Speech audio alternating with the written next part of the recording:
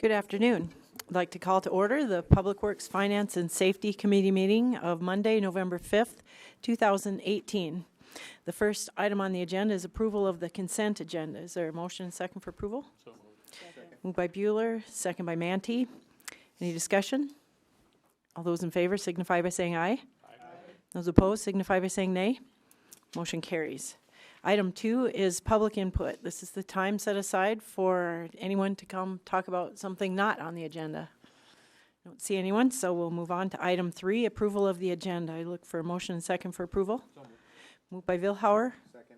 Second by Y. Any discussion? All those in favor signify by saying aye. Aye. Those opposed signify by saying nay. Motion carries.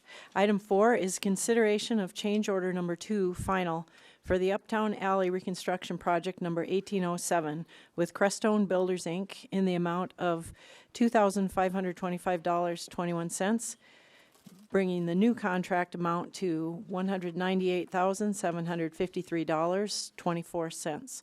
Look for a motion second for approval. So moved by Mantee. Second. Second by Bueller, and we'll let Heath tell us about this. Thank you, Madam Mayor. The change order for this particular project tonight is a pretty straightforward one. It's a final change order for this project as all the work has been completed, and this will be balancing out the quantities in the contract to the as constructed quantities. The total net effect on this change order being $2,525.21. Be glad to help answer any questions we could. All right, are there any questions or comments? See none, I'll look for action. All those in favor signify by saying aye. Aye. Those opposed signify by saying nay. Motion carries. Item number 5 is consideration of change order number 1 for the Park and Rec Improvements Project number 1819 with Dunnick, Inc. in the amount of $9,792.75, bringing the new contract amount to $181,859. Look for a motion and second for approval. Moved by Vilhauer. Second by Thorson. Any discussion? Well, we'll let Heath tell us about this. Thank you, Madam Mayor. This particular project is still in progress. This is change order number 1 for the project. It is reasonably sizable of a $9,700 change order.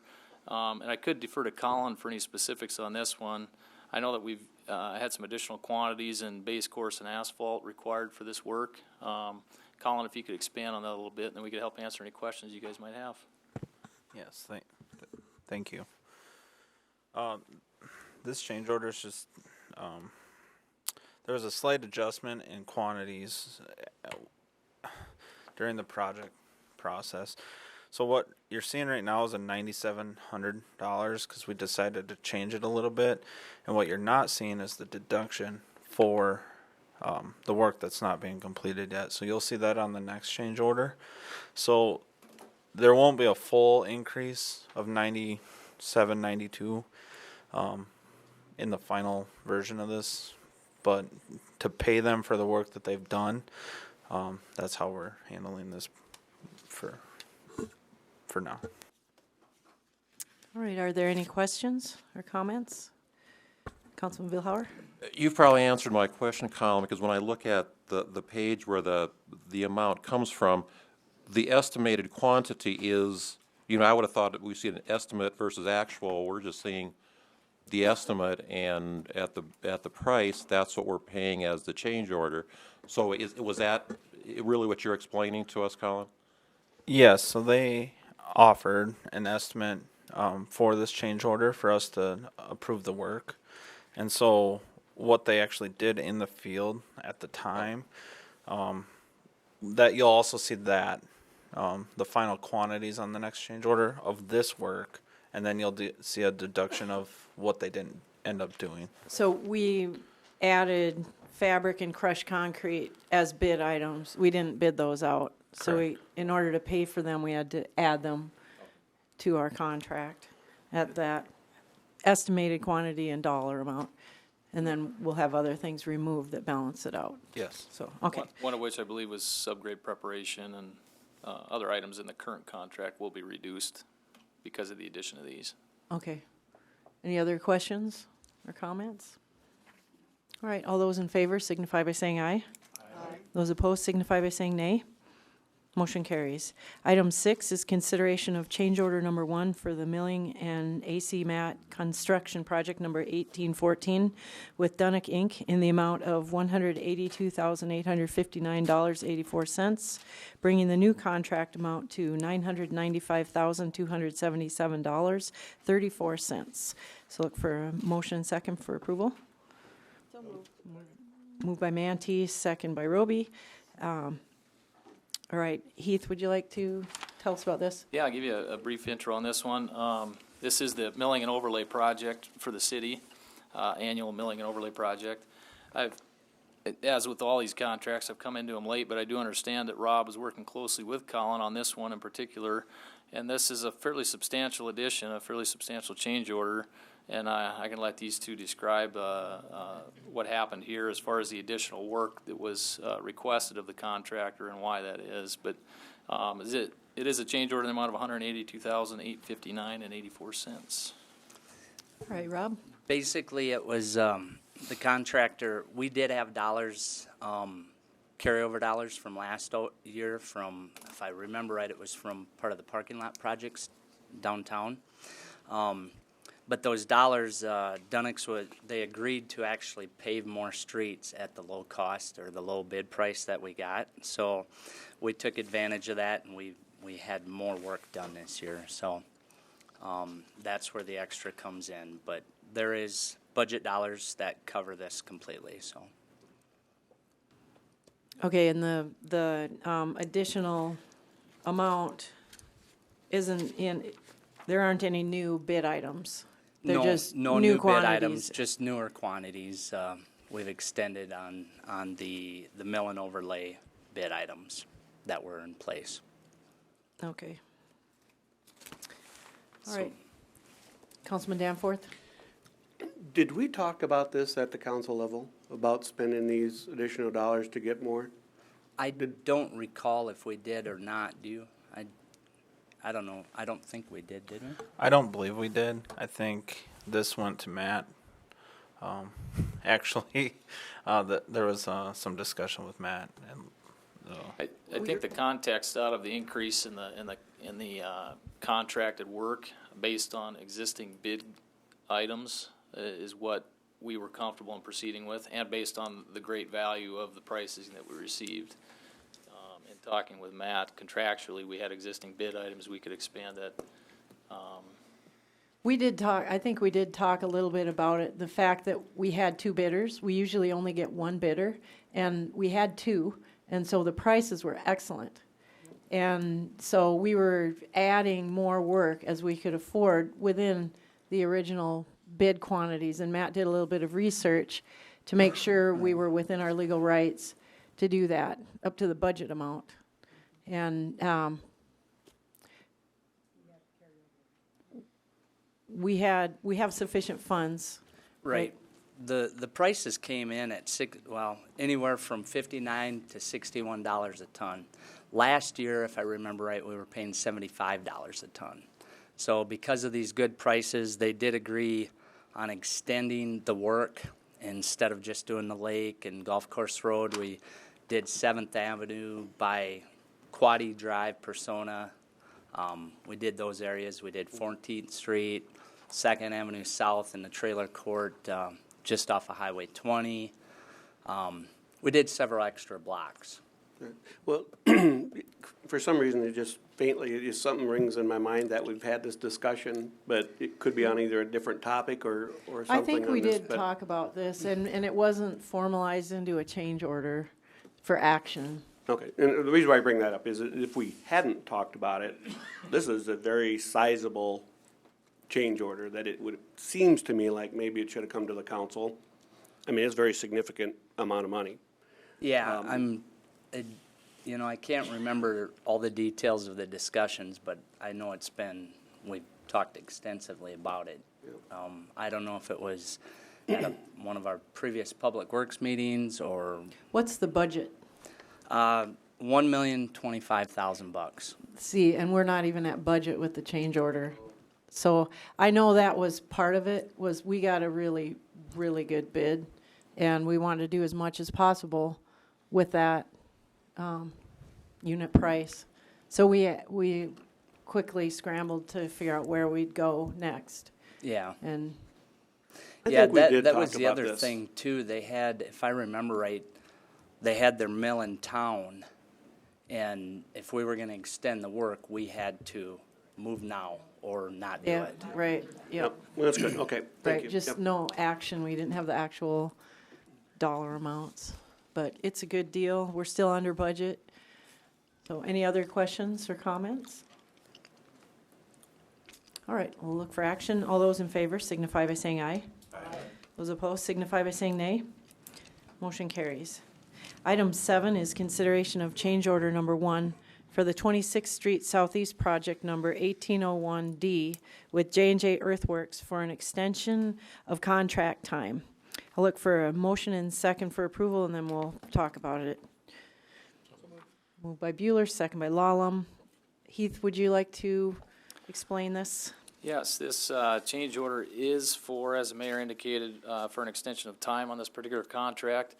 And I believe it was discussed by the council at the last meeting that I unfortunately wasn't in attendance at, but that this assessment project where the city is constructing 26th Street north of 14th Avenue, some discussions on the utilities and the utility service laterals that were being installed and whether or not this roadway construction and base course should sit through winter freeze-thaw cycle. That process was not thought of when we put this contract out for bid and was not included in the current contract. So there's an existing completion date of September on this particular contract. But with that ideology that was administered at the last council meeting to let this sit through a freeze-thaw cycle, that of course extends the new completion date for a contractor to have to complete this work. Colin and I met briefly and talked about what would be appropriate for a new completion date, and had decided to propose the May 31st of next spring as a new completion date. Glad to help answer any questions anybody has on that. Any questions? That's a great explanation, and the council had some really good discussion about this last time, as you probably recall. All right, I'll look for action. All those in favor signify by saying aye. Aye. Those opposed signify by saying nay. Motion carries. Item 8 is consideration of change order number 1 for the 13th Avenue Southeast Sanitary Sewer Improvements Project number 1821 with AP and Sons Construction, Inc. in the amount of $2,321, bringing the new contract amount to $140,201. Look for a motion and second for approval. So moved. Moved by Mantee, second by Albertson. Heath, would you please tell us about Absolutely, this one? Madam Mayor. So we're looking at a change order for one of our sanitary sewer improvement projects here for this year. This one is related to some additional electrical equipment that was needed at the lift station that was unfortunately missed in the final plans and is a critical part of the lift station functionality that needed to be installed. And Mike here is available too to talk about this. I defer to him for any more specifics he'd like to share. Sure. This change order was prepared to add the electrical service transfer switch and an electrical inlet so that the lift station can be powered by a portable generator during power outages. It's normally part of our standard equipment on a new lift station, and it was somehow we made it on this one. Any questions? Do the property owners that'll be paying for this know about this? It's not that big of a deal when you spread it out. No, we have not informed the property owners of this change order. I guess we deemed it necessary for the installation of those Right. lift stations. And it's not a huge change, so. All right, any other comments or questions? All those in favor signify by saying aye. Aye. Those opposed signify by saying nay. Motion carries. Item 9 is consideration of change order number 2 for the 3rd Avenue Southwest Reconstruction Project number 1806 with Dunick, Inc. in the amount of $5,413.76, bringing the new contract amount to $147,612.83. So I'll look for a motion and second for approval. Moved by Roby. Second by Albertson. Heath, please explain this for us. Thank you, Madam Mayor. This particular change order is for 3rd Avenue South, and it is a final change order, another final change order before you this evening, which essentially means it's fairly routine and an adjustment of quantities to the as-built quantities for the overall contract bid items, and in the total amount of $5,413.76. Glad to help answer any questions. All right. Anyone have any questions or comments? Councilman Vilhauer? That's also an assessment project, correct? Yes. Yes and no. Part of it is, not the Oh, whole that's- thing. Only the Just curb the and- curb and gutter. That's right. Correct. That's right. When we notify the landowners, do we say it's an estimated amount early on? So a change wouldn't be out of the ordinary then? Oh, okay. And as I spoke with individual landowners too, I made that very clear to them that this is just an estimate, and even when we have a bid, that to expect a possible change order. All right. Any other questions or comments? All those in favor signify by saying aye. Aye. Those opposed signify by saying nay. Motion carries. Item 10 is consideration of change order number 6, final amended for the sanitary sewer replacements project number 1808 with Dunick Inc. in the amount of $9,048.15, bringing the new contract amount to $529,258.06. Look for a motion and second for approval. Moved by Bueller, second by Manti. Heath, you want to go ahead? Thank you, Madam Mayor. This one is a little bit unique before you tonight, the council members, and that is a final amended change order. The general contractor on this project came to us after the last final change order was already processed, and one of their subcontractors had inadvertently left out some way tickets and some requests for payment on some items that is due to them for the work that they've done on this project. This was the best way we saw fit to address that situation and do a final amended change order for that amount, which is just over $9,000 for those materials that were hauled by the subcontractor. And glad to help answer any questions on this one. Anyone have questions? See none, I'll look for action. All those in favor signify by saying aye. Those opposed signify by saying nay. Motion carries. Item 11 is consideration of change order number 1 for the wastewater treatment facility biosolids dewatering improvements project number 1715 with Swanberg Construction in the amount of $2,220, bringing the new contract amount to $1,065,220. I'll look for a motion and second for approval. Moved by Roby. Second by Vilhauer. Heath, want to tell us about this? Yeah, and actually, if I could just defer to Mike on this one and get the specifics for Sure. the change order. This change order was prepared to add 2 glass line pipe fittings that reduce the pipe diameter from 6 inches to 3 inches to accommodate the 3-inch meter that's being provided by Schwing Bioset, the equipment manufacturer. It was necessary to reduce the meter to have sufficient velocity through the meter so that it would be accurate. In addition, Schwing Bioset revised their polymer injection ring, and this requires the reaction tank to be raised higher off the floor so that the polymer ring will fit above the floor. So the change order provides a concrete pad under the reaction tank to raise the tank elevation. And I knew that he would articulate that a lot better than I would. I could visualize that while you were saying it. Anybody have any questions? All right, I'll look for action. All those in favor signify by saying aye. Aye. Those opposed signify by saying nay. Motion carries. Thanks, Mike. Item 12 is consideration of contract amendment number 2 for the landfill stormwater improvements project number 1818 with Houston Engineering in the amount of $3,720, bringing the total contract amount to $106,020. Look for a motion and second for approval. Moved by Solom, second by Y. Heath, you want to let Mike answer this one too, or? Yeah, please go ahead, Mike, if Okay. you will. Mr. Okay. Landfill. Yeah. This amendment is for additional engineering services provided by Houston Engineering.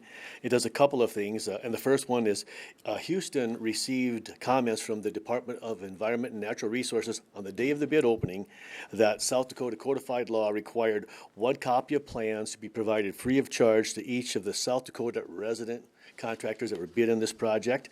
And the digital plan house that enabled the bidders to receive these documents electronically charged a nominal fee of $20 to every contractor that downloaded the plans. So Houston provided $20 reimbursement to 11 South Dakota-based contractors that got copies of the plans, and then they forwarded the documentation to the state to verify that that had occurred. The cost for this was $220, and Houston did not charge for their time, their efforts in that process. The second part of this would be it provides payment of $3,500 to Houston Engineering for additional engineering services related to change order number 2. And so here, Houston provided the survey, the plan, and development and the process, the change order to relocate one of the storm sewer pipes that had to be relocated because they encountered buried waste from the pre-subtitle D era in the path of the pipe where it was expected to be located, so we had to relocate it. And so the two combined is $3,720 worth of services and reimbursements. All right, thank you. Any questions or comments? All right. All those in favor signify by saying aye. Aye. Those opposed signify by saying nay. Motion carries. Thanks again, Mike. Item 13 is consideration of the annual joint funding agreement with United States Geological Survey for operation and maintenance of the Upper Big Sioux River flood forecasting system for the period of October 1st, 2018 through September 30th, 2019. I'll look for a motion and second for approval. Moved by Lallam, second by Mantee. And Heath, will you please explain this to us? Absolutely. This is an agreement that the city has and an annual fee associated with it with the USGS, U.S. Geological Survey Department of the Interior. What this accomplishes for the community and for the city of Watertown specifically is that USGS operates and maintains several water gauging stations in and around the community, and some of those stations are specific to surface water gauging, to daily stage gauging, to seasonal stage gauging, and seasonal flood monitoring stations that they have. The operation of these gauges obviously comes at a cost, and so the USGS has partnered not only with the city but also with Coddington County, the Lake Kampesca, is it the Water Protection District? I'm still learning some of my acronyms here. Water Project District. Water Project District, sorry. And also with DENR, and where these costs for maintaining and operating these gauging stations are shared amongst those parties. That being said, this particular year's cost for the city of Watertown is $23,330. In recent past years, for example, the cost for the city of Watertown in 2017 was $22,560. 2016 it was $21,900. So they have adjusted them a nominal amount each year as their costs go up, but nothing significantly as far as this year's contract compares to previous years. And I'd be glad to help answer any questions on this item. All right. Any questions? Councilman Danforth? What are they actually doing when we are not in a high water situation? If we don't have a big spring where we are expecting a big influx of water, or we have a large event that might bring water, what do they do? They still collect data. And if we don't have a flood year, that's still important information to know what stream levels were. And they have to rate the waterway to make sure that when they measure the depth that they're getting an accurate flow rate for that depth, because that changes over time. Streams change because they erode and material travels downstream. So the bottom changes, the sides change sometimes. And it's a constant process of keeping all of the various stream gauges accurate and calibrated. They go out and check them, make sure they're still working properly, test them, that sort of thing. And the different gauges have different functions. So you can see some of them are a lot more expensive and they do more. Some of them are only active in a flood situation. Others are collecting rain information and drought information. So it really varies on the gauge that you're talking about. Each one's unique. Councilman Vilhauer? I've got two questions. One is, I'm assuming this was budgeted for, or it's an annual thing Yes. that we budget for this. Secondly, I'm assuming our portion, I mean, we're dealing with surface water. This is totally ours versus any part that could be allocable to the utilities department? I don't know that utilities has ever participated in the cost of it. I guess that's my question is, should they be? I mean, I'm just asking totally out of ignorance on that. Thought, we budget for water resources every year, and they don't. I don't think that's ever been part of their budget, but certainly a thought. I mean, flood control affects the entire community, and having good flood prediction information is critical. So it's not just critical to this organization. So, is that something you'd like me to take up? No, I just pose a question as to how this relates to water quality relative to what the utility department monitors, and but I'm not suggesting that we table at this point, Mayor. Yeah, okay. And none of this is water quality. I should add that. This is all water quantity measuring. Any other questions or comments? I'll look for action. All those in favor signify by saying aye. Aye. Those opposed signify by saying nay. Motion carries. Item 14 is floodplain ordinance amendment discussion, and I am going to wait on a motion until we have a little bit of discussion. And Heath, do you want to introduce it? Or how would you like to handle that? Yeah, I could introduce the subject matter here. We wanted to put this on just for discussion purposes before you this evening. There is a follow-up council action item at the council meeting as well on your council agenda. I think it's just first, is it a first reading? Sorry, first reading, yes, Yeah. this evening, for an ordinance amendment for Chapter 5. So within Chapter 5 of our city code is the floodplain regulations, and there's a particular section in there that relates to the elevation that's referred to when considering the building finished floor elevation in relation to the base flood elevation.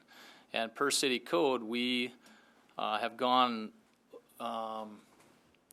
more conservatively, it depends on how you look at that, but we require in our code a more strict and more protected elevation than what the standard nationwide FEMA regulation is. FEMA requires at least that building finished floor to be at base flood elevation or above. The city requires, and will still require, to be at least a foot above the base flood elevation. And that's something that we're not proposing to change, but we are proposing a little bit of a correction in reference to where that finished floor elevation is taken from. And what that correction will do is make our terms being applied uniformly with how the terms are applied through FEMA and otherwise applied nationwide in reference to a finished floor elevation. And Brandy's here and available to help answer any questions as well. And I guess in a nutshell, what we're proposing in one of these sections is to eliminate how the finished floor elevation is referenced at the bottom of a floor structure. We want to take that reference to be at the finished floor elevation, not in relation to including the floor structure in its entirety. And that would be consistent with how the term finished floor is used across the nation as far as floodplain regulations go. Right. And the FEMA forms that everyone has to fill out for elevation certificates and for letters of map change, that sort of thing, they all refer to the lowest finished floor elevation. And we refer to the foundation upon which the structure supporting the lowest finished floor rests, which is very confusing, and you cannot measure that with survey equipment. You have to take something close, go inside the house, measure down, if it's a built house. If it's under construction, it's easy enough to shoot on the top of the foundation, but people go in later, and with built houses, it's challenging. And it's also confusing to have a double standard. So what we're doing is making it the same point of reference regardless of the type of construction of the house. So Brandy, do you want to add anything to that? No, I think you guys summed it up well. We did check with our FEMA contacts, and then also we're enrolled in the CRS program, and this will not affect any of that. It'll just make our language consistent, so we're regulating. Right. And we are still, as Heath and the mayor have said, we're still including the freeboard, so we're still going to be good there with our regulations. Just it'll make it consistent for referring to the lowest floor. Right. CRS stands for Community Rating System. It's like the ISO rating that the fire department gets that makes your higher or a better rating, gives you lower insurance premiums. We have a rating which enables everyone in Watertown to get lower insurance premiums for flood insurance. And we didn't want to jeopardize that with any change that we would make. And so Brandy did run this by FEMA and the ISO for clarification that it wasn't going to reduce our rating, and it isn't. It just is mainly an informational or a clarification of communication of what we're looking for. We still will recommend that people elevate as high as they can, and we aren't backing off on that. A minimum is a foot above the base flood elevation, and if people have the ability to elevate more than that, we recommend it, because FEMA sometimes changes their base flood elevation numbers, and then you're in a problem zone if you've just barely met the requirement. So this should be a good change for clarity. Does anybody have any questions? Councilman Danforth? Are we different than I think Heath, you'd mentioned that the national standard is at the base flood elevation, correct? Correct. FEMA requires you be at or above the base At or flood above. elevation. So the fact that we are above that, a foot, does that lower, or I'm not sure, well, does it increase or lower our CRS? It would increase our CRS rating. By We being get a higher than better that? rating, which is a lower number. Right, but that foot is buying us a better rating? Yes, Okay. absolutely. And FEMA strongly recommends that, because they have floodways for waterways that have moving water, and the floodway is defined based upon how much filling you would do before you raise the water surface elevation 1 foot. And they allow that much fill to go on in a floodplain. They stop it at a foot. So if you have required everyone to elevate at least a foot above, everybody's safe. But if you're just at the base flood elevation and then filling occurs, every fill activity makes a very slight increase in the base flood elevation, which endangers your structure. So FEMA very strongly urges people to do that 1 foot, and many communities do even more. But we're at 1 foot above. Mayor, Yes, if I might. Councilman Bill What is Bueller. the impact? I mean, cost-wise, what is the difference if we change that value? Do we know what that is? What do you mean? On insurance premiums Yep. or on construction? On the insurance premium, Well, the CRS. it, The CRS. that is a pretty important basic protection to elevate. The more you elevate, the more protected you are. And I think there are probably 50 or more ways to get points. And that's one of the most important ways to get points in the CRS system. So I don't know if you know either, Brandy, how many points we get for each little increment of elevation that you do, but I'm sure it's substantial. To go and change it, is difficult. Like for us to, if we wanted to go to 2 feet above, then we bring a whole bunch of buildings into non-compliance with our ordinance by doing that. We've had 1 foot above since we first joined the program. 4th of July, 1980? 89. Thank you, Lori.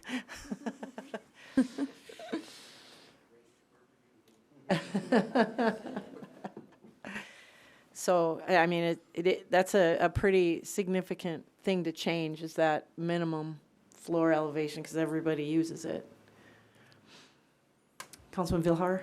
But I assume this will add some construction cost onto new construction going forward. This is actually a lessening for some, because we were, for slab on grade, we were using the lowest finished floor, but for crawl space structures, we were elevating the foundation upon which The entire flooring system. yeah, is. so it was a different standard for different construction, which is confusing. FEMA doesn't talk about that in any of their training. They refer everything, and all their forms are referred to the lowest floor. I don't know if this was old language from what they used to do or where we came up with that, but it's Yeah, because unique. we don't even define lowest flooring system. So it's not too specific either. And flooring systems are always different. I mean, they could be 12-inch joists or 4 feet. They could be inset in the foundation. Right. And try to figure out what that is on a built house. It's really hard because it's not exposed. Which is also a critical point to make when referring to the elevation certificates that the land surveyors establish for a structure that's in the floodplain. And I think the mayor alluded to this earlier on. This particular reference point is a lot easier, a lot more readily accessible to the surveyors to establish that elevation certificate at finished floor elevation, not having to worry about the flooring structure and where that falls within relation to the foundation. This really helps simplify it from that perspective as well. Right. Other questions? All right, then we did get feedback from how we were wording our ordinance, and did we change it from what's in the book? Did you get a different wording for the first reading? We'll do Yeah. that at the council meeting. Yeah, that will amend the agenda, and then I have the printouts. It was just clarification of the language to say that it should be elevated to a minimum of 1 foot above the base flood elevation, as opposed to saying elevated to or above 1 foot above the base flood elevation, so that we're being firm on the freeboard, including that. Right. FEMA pointed out that our text that we weren't talking about changing in our existing ordinance could be misconstrued, and they suggested that we tighten that up a little bit. So there's a revised version that Brandy's going to hand out for the first reading. And I guess we don't really need action at this point because it's going to be a first reading, and we're just reading it. We're not taking action. Okay. More questions for Brandy? All right, thanks, Brandy. Thank you.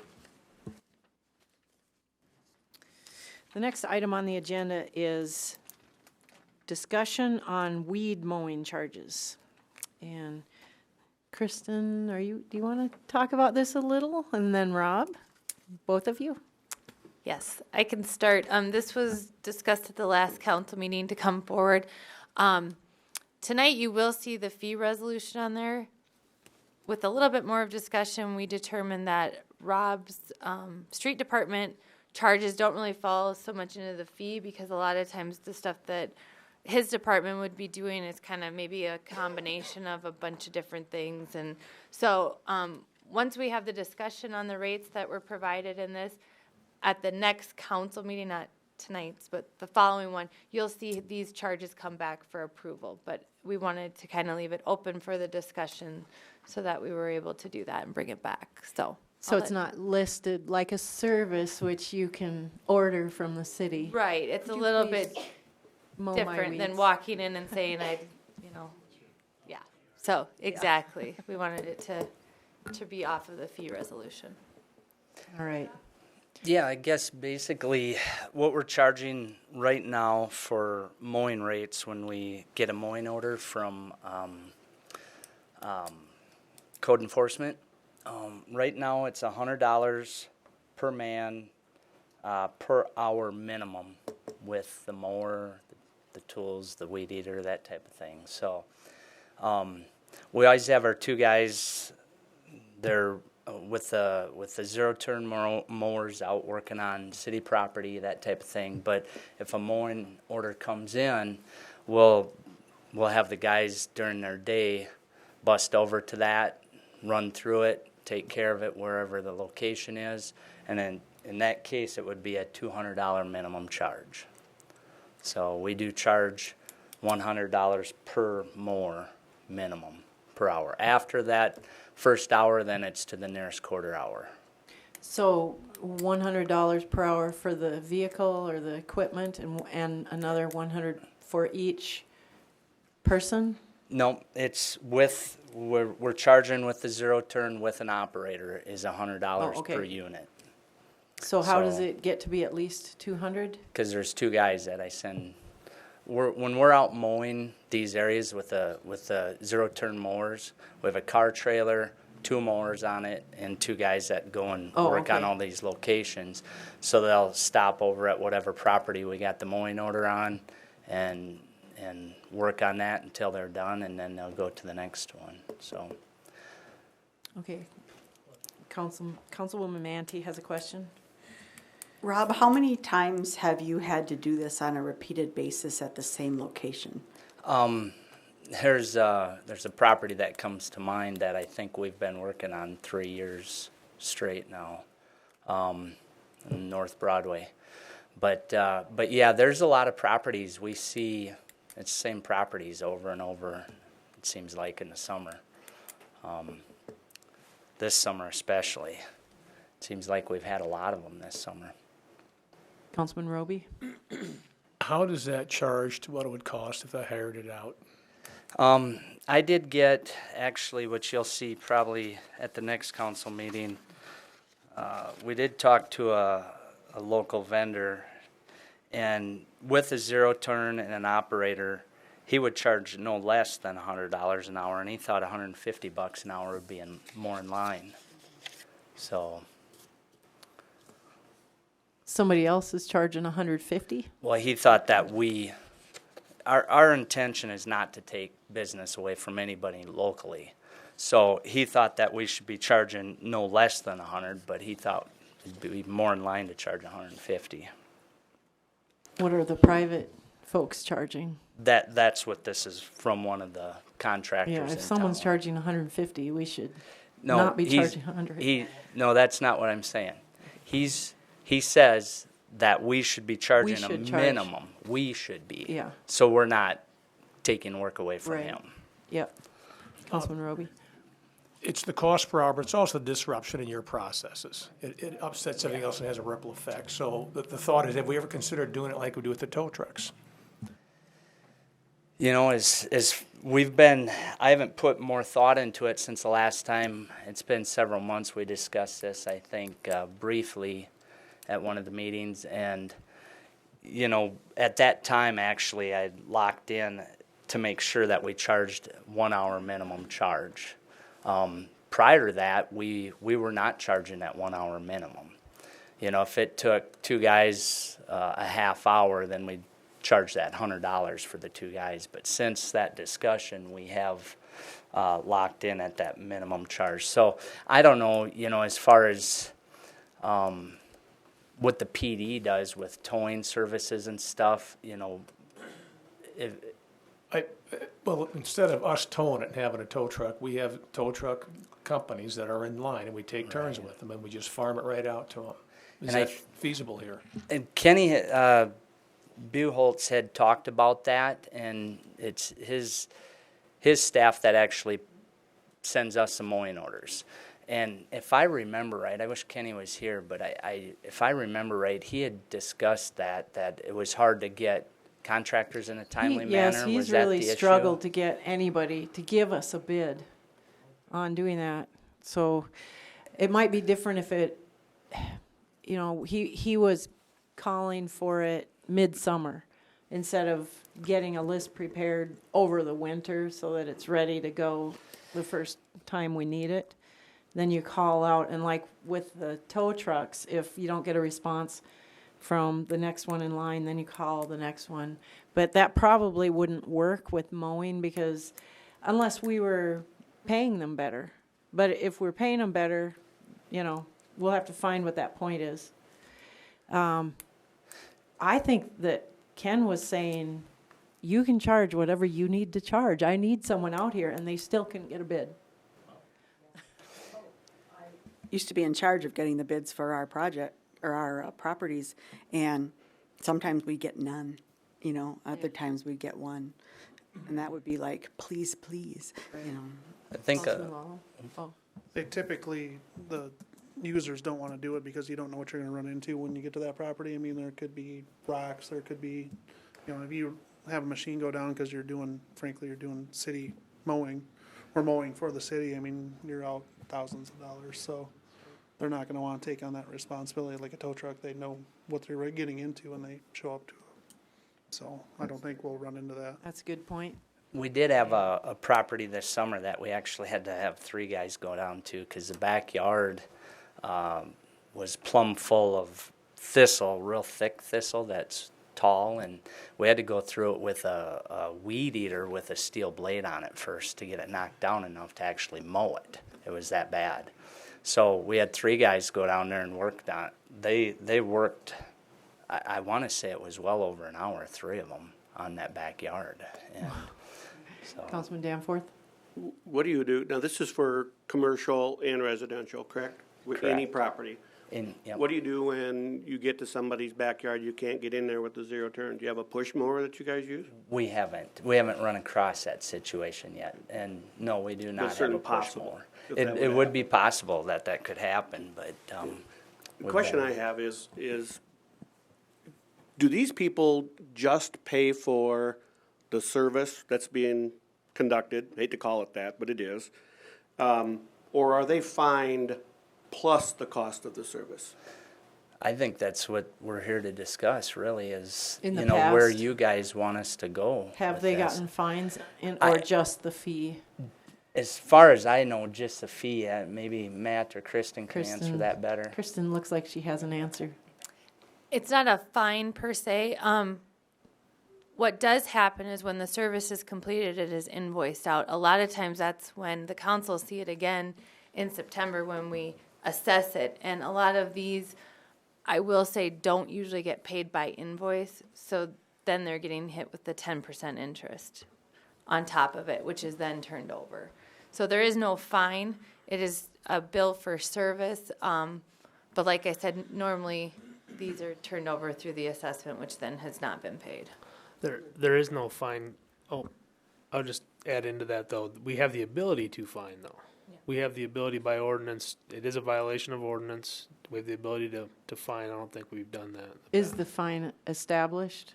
No. So we would make it Well, up it'd be up to $200. Yeah, or up to 30 days in $200 jail, that per- sort of thing. Yeah. day or whatever. Councilman Albertson? Actually, it'd be a pretty good deal for the owner if the city would come in for $100 and mow their yard, but these individuals that mow it charge $150, and they'd be back every 10 days or something, and the city comes back, once every 6 weeks when they get a complaint again? So for $100, normally it'd cost them $600, so. Yeah. Actually, I could see that'd be just, let's just not do anything, let the city come, we'll pay them their $100.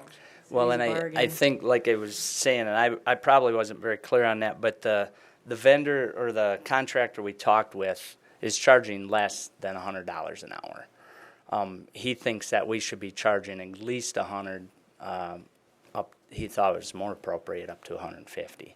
But so still, even at that, maybe our prices are too cheap, and Councilman Danforth? Matt, do we have the ability to have a progressive fine? So, like, your first violation is $100, your second violation is $150. Can you do that? Yeah, be up to $200. Yep. Can we give them the 30 days in jail? But I think, again, Lack of mowing. I know I'm the one that kind of brought this up Failure to mow. a couple of times, but, Rob, do you have better things for your crews to be doing than mowing these yards? Could they be adding greater value elsewhere? Filling Absolutely. potholes. Okay. Yes, absolutely. Then my point is, and I said it last time, we've got to get to the point where it motivates somebody to do something different than rely on us. And if we're not fining, we should fine. And if we could do a progressive fine, because if we've got repeat offenders, then we should have a progressive fine. And if we need to charge more, then let's charge more. Because I'd love nothing better for our prices to be too high and they choose to do something different than have us do it. I think that was Because what even the process that we have to go through, and I know it with the notifications and things like that, some of these neighboring properties have to put up with this for a while before we can even get to doing these Well, things. and our code enforcement officer has to go through his whole, receive the call, go out there, look at it, do the action. The noticing, and there's a time Come back from- and check, yeah. Yeah, I think, I would like to see us establish a progressive fine approach in addition to the costs. And if we have to increase those costs from Rob's standpoint, I would certainly do that.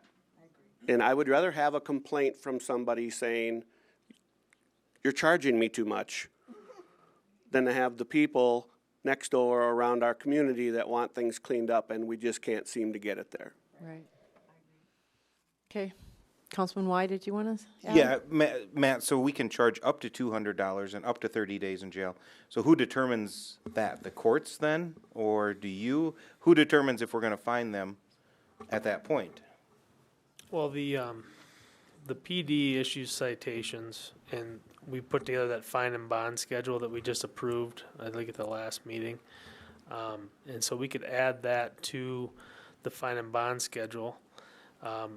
Right now, if we issued a citation for a violation of that 8-inch rule, it would be a court appearance required, and then the judge would set a fine based on up to $200, essentially. But we could do that first offense, second offense, and we could put that in our books. Yeah, I believe that would be something we could do, yes. At least have a policy that we could follow. Right. Councilman Villar? Or rather than even calling it a fine, couldn't we just have a progressive fee for the mowing charges? That if it's a second time around, it's going to be $200 per man per hour, rather than even mess around with the fine. I mean, still assess a fine, but catch it through what we're assessing through our service charge. I think it should be both. We could sure do that. But if they come here, don't they, if it is a fine, do they have to appear if they don't pay it? Currently, if they were issued a citation for a violation of that ordinance, I don't believe that there's a fine associated with it, so they would have to appear. That is a motivator to me. Right. It really is. Probably have fewer repeat offenders. Anyone else? One more question. So, Kristen, you said that these come then, and they end up going eventually on the assessments. And then, I mean, is it years then before we ever get our money back? If these properties are just neglected and... These are not handled the same way that the other special assessments are, where they're for the 10-year. No, these are then assessed just on the first, I think it's April and October is when you pay. These go straight on to April's payment. So they're not drug out for the 10 years like the street assessments would be. So they would have to pay them in April when For- their taxes are Otherwise, due. their property taxes would be delinquent. Delinquent. Yep. Okay. This has to be a hassle for the county then too, whenever a situation like this comes along as they collect those taxes or those payments. It is. It adds work to, the finance office has kept tabs on what has been charged for the weed mowing and then doing the finance charges and then establishing who didn't pay before the assessment comes before the council. So, and then the county gets it. I bet when you look at code enforcement's time, our time at street, and finance's time, I mean, it really adds up for each property. Yeah, I mean, right now, if it takes an hour for two guys, it's just $200. So. Well, last summer, when we were discussing the building officials' struggle to find people to do it, we had a staff meeting with how many people sitting there brainstorming ways to get this done. That adds up in a hurry. And we always fit it in to do it, and we do it in a timely manner, but like Mike was saying, there's better things we can be doing with our time. Right. Okay, very good. Anyone else want to add in? Okay. We'll look forward to that, Rob. Item number 16 is old business. Is there any old business? 17 is new business. Any new business? Item 18 is executive session. Do you want to do it now so we don't have to do it later? I'm actually gonna wait on that now. Oh, okay. So. Then I guess I'll look for a motion to adjourn. Ooh, got a bunch of them. Councilman Bueller, second by Councilman Y. All those in favor signify by saying aye. Aye. Those opposed signify by saying nay. Motion carries. We are adjourned. We'll be back at 5:30 for the council meeting.